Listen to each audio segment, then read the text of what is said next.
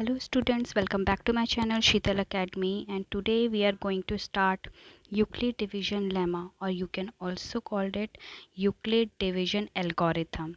So don't confuse between lemma and algorithm. First we will discuss this lemma and algorithm. What is lemma and algorithm? Okay, let's start with lemma. A lemma is a proven statement used for proving another statement. From the definition we can say that lemma एक proven statement है, already prove की गई statement है, जिसके basis में और जिसको use करके हम दूसरी स्टेटमेंट को प्रूव करते हैं. Similarly Euclid also gave us this division lemma, जिसके बेसिस में हम इस चैप्टर के क्वेश्चंस आंसर सॉल्व करेंगे. Right now what is algorithm? Algorithm is a series of well-defined steps which gives a procedure for solving a type of problem. From the definition we have, it is a series of well-defined steps. Steps से आपको क्या समझ में आया? जो आप questions करते हो, आप स्टेप्स करते हो उसमें, तो उस स्टेप्स को, उन प्रोसीजर को, मेथड को, क्वेश्चन सॉल्व करने के मेथड को ही हम एल्गोरिथम बोलते हैं. For example, making tea. Daily life में भी आप कुछ रेसिपी बनाने के लिए स्टेप्स फॉलो करते हो, तो जैसे कि हम चाय बनाने के लिए स्टेप्स फॉलो करते हैं, इसको ही हम एल्गोरिथम बोलते हैं, स्टेप्स को ही एल्गोरिथम बोलते हैं. राइट बेसिकली एल्गोरिथम और लेमा इंटरकनेक्टेड हैं. लाइक यूक्लिड्स ने हमें लेमा दिया, और उस लेमा के बेसिस में जब हम क्वेश्चन सॉल्व करते हैं, स्टेप्स फॉलो करते हैं, तो उस स्टेप्स को हम एल्गोरिथम बोलते हैं. ओके, तो हम लिख सकते हैं कि the basis of algorithm is lemma. Now what is division? Simply आप जो छोटी क्लासेस से पढ़ते आ रहे हैं वही डिवीजन है. Right what is Euclid? Euclid एक बहुत फेमस मैथमेटिशियन थे, जिन्हें फादर ऑफ ज्योमेट्री भी कहा जाता है. इन्होंने बहुत फेमस बुक लिखी थी एलिमेंट्स, जिनमें लेमा पोस्टुलेट्स आप ऑलरेडी 9th क्लास में पढ़ चुके हैं. इन्होंने ही हमें ये डिवीजन लेमा दिया था. इन्हीं के नाम पे ये लेमा रखा गया है, जिसे बोलते हैं यूक्लिड डिवीजन लेमा. ओके, तो यूक्लिड डिवीजन लेमा है क्या? Given positive integers a and b, there exist unique integers q and r satisfying a is equal to bq plus r, where r is greater than equal to 0 and less than b. अब ये है क्या? ये बोलते हैं कि कोई भी positive integers a and b, कोई भी positive integer, it can be 1 2 3 4 5 6 infinity. Okay, there exist a unique integers q and r, हमेशा इनके बीच में q and r unique integers satisfy करेंगे with in this relation. Okay, अब ये relation है क्या? ठीक है, a is equal to B Q plus r है क्या? क्योंकि ये समझ में नहीं आ रहा है अभी आपको, क्योंकि आपको ये नहीं पता कि a क्या हो सकता है, b क्या हो सकता है, क्योंकि ये रिलेशन बना कैसे. तो ये रिलेशन कैसे बना है, ये रिलेशन आप पढ़ चुके हैं अपनी छोटी क्लासेस में. ठीक है, आपने ये पढ़ा होगा अपनी छोटी क्लासेस में, dividend is equal to divisor into quotient plus remainder. Okay, तो ये अपनी छोटी क्लासेस में पढ़ा है, dividend is equal to divisor into quotient plus reminder.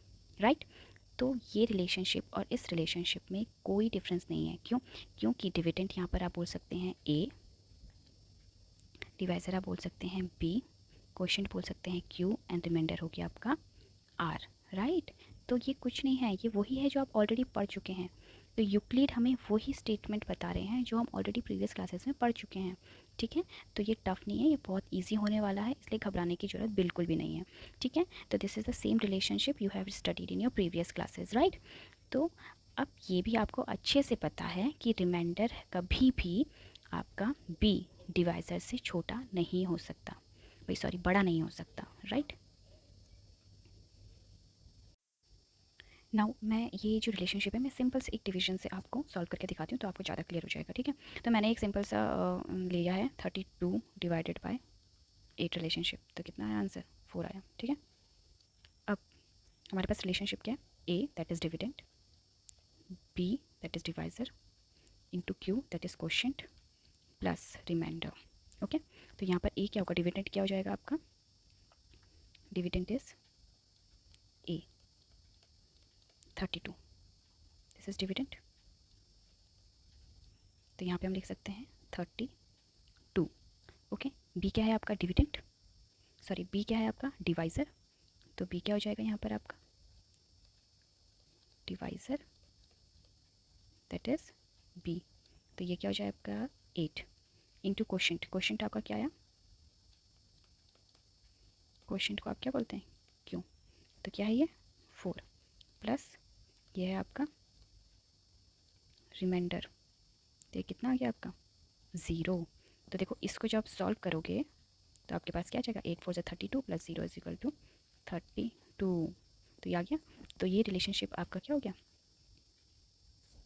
Prove हो गया, सेटिस्फाइड हो गया। ठीक है, तो इसमें एक कंडीशन हमेशा याद रखना,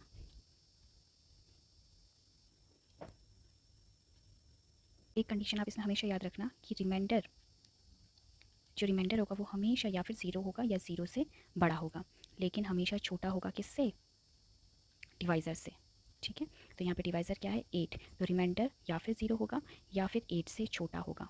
ठीक है, तो ये आपकी हमेशा रिमाइंडर की रेंज रहेगी, हमेशा ध्यान रख। 135 वन ज़ा 135, 5 माइनस 5 0, 2 माइनस 3 आप नहीं कर सकते, you have to take carry, तो 2 सबने कैरी लिया, it will become 12, 12 minus 3 9 and 1 minus 1 0। ठीक है, तो आपके पास रिमाइंडर क्या आ गया 90। आपको ये डिवीज़न तब तक करना है जब तक आपके पास रिमाइंडर 0 नहीं आ जाता। ठीक है, यहाँ पर आपका रिमाइंडर 0 नहीं आया है। ठीक है, तो r is not equal to 0 here. तो आप अगेन नेक्स्ट स्टेप में बढ़ेंगे। अब उससे क्या होगा, आपका जो ये रिमाइंडर आया it will become new divisor and your old divisor become new dividend. Okay, समझ में आया आपको, जो आपका डिवाइज़र था वो अब आपका डिविडेंड बन जाएगा और रिमाइंडर आपका डिवाइज़र बन जाएगा। ये स्टेप्स आपके चलते जाएंगे, आपको समझ आ जाएगा धीरे धीरे। अब देखो 90 से हम डिवाइड कर रहे हैं 135 को, तो 90 वन ज़ा 90, बिकॉज 90 टू ज़ा क्या हो जाएगा 180, तो हम वो बड़ा हो जाएगा 135 से, तो 90 वन ज़ा 90। ओके, तो 5 माइनस 0 5,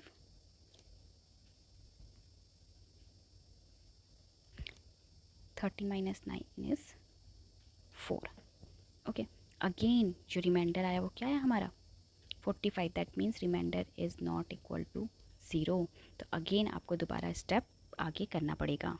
मैंने आपको क्या बताया था, जो आपका रिमाइंडर हो जाएगा वो हो जाएगा आपका न्यू डिवाइज़र, और जो आपका डिवाइज़र था वो क्या बन जाएगा डिविडेंड। ओके, तो 45 वन ज़ा 45, 45 टू ज़ा 90, तो रिमाइंडर क्या आ गया आपका 0 आ गया ना। दैट मीन्स कि जब आपका रिमाइंडर 0 आ जाता है तब आपको आपका SCF मिल जाता है, दैट इज़ योर 45 SCF। ठीक है, अब ये तो हुआ आपका रफ वर्क। आप इसको लेकिन स्टेप वाइज कैसे करोगे, आपने सबसे पहले लिखा 225 is greater than 135, now you are applying Euclid division lemma. तो बाय यूक्लिड्स डिवीजन, क्या होता है Euclid division lemma, A is equal to B Q plus R. अब A is equal to B Q plus R क्या है, वो आपको यहाँ से मिलेगा जो आपने यहाँ पे डिवीजन प्रोसेस करी है। ठीक है, तो A is dividend 225 is equal to B Q, B Q क्या है आपका, बी क्या है आपका 135 डिवाइज़र, एंड क्यू क्या है आपका quotient that is 1, plus remainder क्या है आपका 90। तो यहाँ पर अब आप लिखोगे, क्योंकि आपको नेक्स्ट स्टेप में जाना है, तो आप लिखोगे since r is not equal to 0, therefore the next step will be, next step क्या था ये हमने करा ना नेक्स्ट स्टेप, तो नेक्स्ट स्टेप क्या था, A इज़ न्यू डिविडेंड 135, तो 135 is equal to B Q, new B Q, जो नया बी क्यू है वो क्या है, नया बी क्यू है बी आपका 90, और जो नया क्यू है वो क्या है आपका 1, और जो नया रिमाइंडर आया वो है आपका 45। अगेन आपका रिमाइंडर 0 नहीं है, since r is not equal to zero. तो आप अब नेक्स्ट स्टेप बढ़ोगे।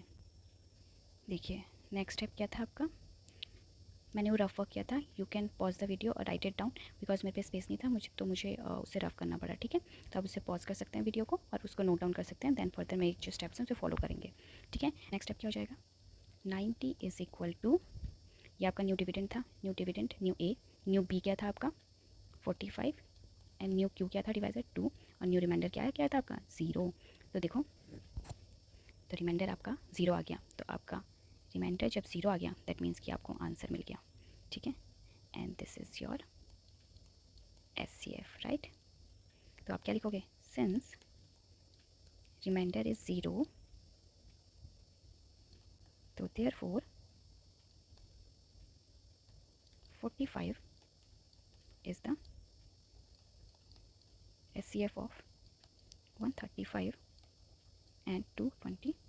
now हम फर्स्ट पार्ट तो सॉल्व कर चुके हैं, सेकंड पार्ट आपका होमवर्क होगा। अगर आपको डाउट है तो कमेंट कर दीजिएगा, मैं उसको सॉल्व करके आपको दिखा दूंगी। Now we will solve third part. 867 and 255 का हमें SCF निकालना है। तो यहाँ पे राइट साइड में हम वो रफ करेंगे, इधर मैं आपको सॉल्व करके दिखाऊंगी। तो देखिए यहाँ पर क्या है, 867 इज़ ग्रेटर देन, तो ये आपका है 55। तो 255 से आप क्या करेंगे, 867 को डिवाइड करेंगे। तो 255 से जब हम डिवाइड करेंगे तो 3 से करेंगे। ठीक है, आप कैलकुलेशन कर लीजिएगा। 255 3 से 765 माइनस करेंगे हम, कितना आ जाएगा 7 माइनस 5 0, 6 में 6 के 0, 8 माइनस 7 1। तो रिमाइंडर क्या आ गया 102, that is not equal to 0। तो हम आगे दोबारा से कैलकुलेशन करेंगे। नाउ मैंने आपको बताया था जो रिमाइंडर हो जाएगा वो हमारा हो जाएगा न्यू डिवाइज़र, और डिविडेंट हमारा हो जाएगा जो डिवाइज़र था पुराना। तो new dividend is our old divisor. तो 102, 102 टू ज़ा कितना हो जाएगा 204, माइनस करेंगे 5 माइनस 4 1, 5 माइनस 0 5। तो अगेन आपका जो रिमाइंडर आया इज़ नॉट इक्वल टू 0। दोबारा से करेंगे अब हम। अब 51 हमारा क्या हो जाएगा न्यू डिवाइज़र, न्यू रिमाइंडर जो हो जाएगा हमारा न्यू डिवाइज़र हो जाएगा, और जो हमारा डिवाइज़र था वो डिविडेंट हो जाएगा। तो 51 टू ज़ा 102, तो रिमाइंडर क्या आ गया 0। तो सेटिस्फाई होगी कंडीशन। तो इसका मतलब जो हमारा SCF निकल के आया वो क्या आया 51। 51 इज़ योर SCF। तो अब इसे हम सॉल्व करेंगे। तो मैंने बताया था हम क्या लिखेंगे, by Euclid's division lemma A is equal to PQ plus R। तो A क्या है आपका डिविडेंट 867, B क्या है 255, मल्टीप्लाई क्वोशंट क्या है 3, और रिमाइंडर क्या आ गया आपका 102। तो रिमाइंडर आपका 0 नहीं था, तो since R is not equal to 0, next step में आप आगे बढ़े थे तो आगे क्या आ जाएगा, new dividend is 255, new divisor is 102, new quotient is 2, and remainder is 51। Again since R is not equal to 0, तो आपका आंसर क्या आ जाएगा, नेक्स्ट स्टेप क्या आएगा, new dividend is 102 is equal to new divisor is 51, multiply new quotient is 2 plus remainder is 0। तो यहाँ पर क्या आ गया आपका, तो हमारा डिवाइज़र 1 आ गया। तो इसका मतलब आपका since R is equal to 0, तो देयरफॉर SCF क्या हो जाएगा आपका 51। तो आपका आ जाएगा 51 is the SCF of 867 and 255. Thank you students. If you like the video, please press the like button and subscribe my channel for more videos. अगर कोई भी डाउट है तो आप कमेंट करके आप लिख सकते हैं, मैं आपकी डाउट सॉल्व करूँगी। Okay, thank you so much.